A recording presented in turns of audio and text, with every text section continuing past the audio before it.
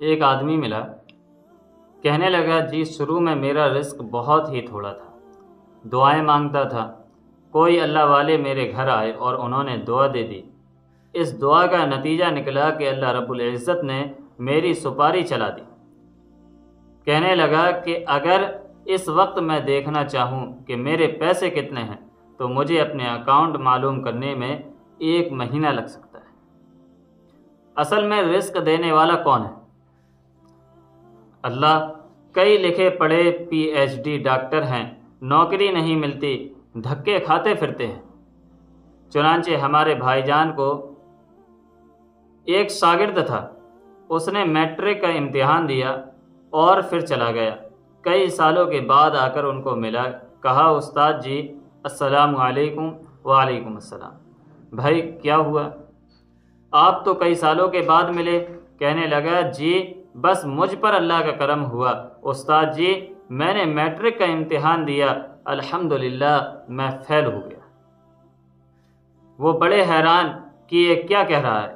کہنے لگا استاد جی مجھ پر اللہ کا فضل ہوا، میں نے میٹرک کا امتحان دیا اور الحمدللہ میں فیل ہو گیا۔ پھر کہنے لگا جی میں یہاں سے فیصل آباد چلا گیا، شرم کے مارے رشتہ دار کیا کہیں گے، گھر والے کیا کہیں گے، وہاں جا کر میں نے ایک ریڑھی لگائی اور اس کے اوپر بنیان جرابیں بیچنی شروع کر دی۔ روز کے 150 مل جاتے تھے۔ پھر میرے پاس کچھ پیسے ہو گئے، ایک دکاندار تھا، اس کے دروازے پر میں نے 1 گز کی جگہ لے لی کہ بجائے سارا دن گھومنے پھرنے کے بیٹھ کر کام کروں۔ وہ کرائے پر لے کر میں نے وہاں کچھ تولیے اور چیزیں بیچنی شروع کر دی۔ کہنے لگا اللہ نے اس میں بھی برکت دے دی۔ پھر آہستہ آہستہ میں نے ایک دکان کرائے پر لے لی، اس میں بھی اللہ تعالیٰ نے برکت دے دی۔ کہنے لگا کہ مجھے 4 سال گزرے ہیں اور 4 سال میں فیصل آباد میں تھوک کے کپڑے کی 2 دکانوں کا مالک بنا ہوا ہوں، یعنی ہول سیل کی کپڑے کی 2 دکانیں ہیں اور مجھ پر کوئی قرض نہیں۔ کہنے لگا استاد جی اگر میں میٹرک میں پاس ہو جاتا تو کہیں ملازمت پر لگ جاتا، شکر ہے میں فیل ہو گیا، اللہ نے مجھے اس وقت اتنا بڑا بزنس مین بنا دیا ہے۔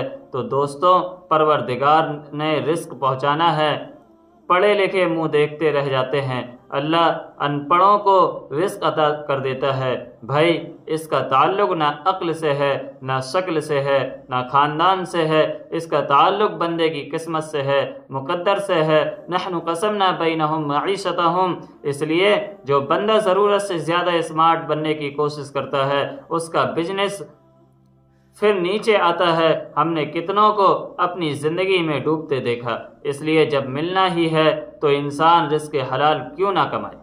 کئی لوگوں کو دیکھا اچھا کاروبار چل رہا ہے، بڑے کاروبار کے شوق میں بینک سے لون لے لیتے ہیں، ٹھیک کام تھا، پرسکون زندگی تھی، عزت تھی، سب کچھ تھا، بڑے کاروبار کے شوق میں بینک سے لون لے لیا۔ بس ایسی بے برکتی ہوتی ہے، جو پہلا ہوتا ہے وہ بھی سارا بینک کے حوالے ہو جاتا ہے۔ اس لیے اس حرام سے انسان بہت بچے۔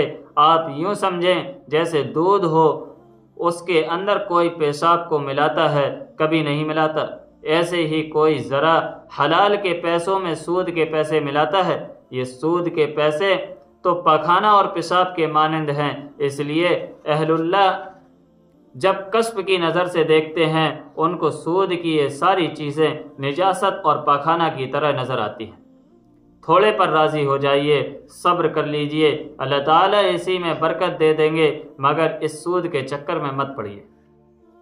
قرآن مجید میں ہے جو بندہ سود کا کام کرے گا فَأْذَنُوا بِحَرْبٍ مِّنَ اللَّهِ وَرَسُولِهِ، اللہ تعالیٰ اور اس کے رسول سے جنگ کے لیے تیار ہو جائیے۔ اب جب اللہ تعالیٰ اور اس کے رسول سے جنگ کرے گا تو نتیجہ پھر کیا نکلے گا؟ اس لیے اگر پہلے ایسا کام کر چکے تو توبہ کرے، اللہ سے معافی مانگ لے، توبہ سے اللہ تعالیٰ معاف کر دیتے ہیں، اور آئندہ کے لیے نیت کر لے کہ ہم نے اس مصیبت سے جان چھڑانی ہے، اللہ تعالیٰ مدد فرما دیں گے۔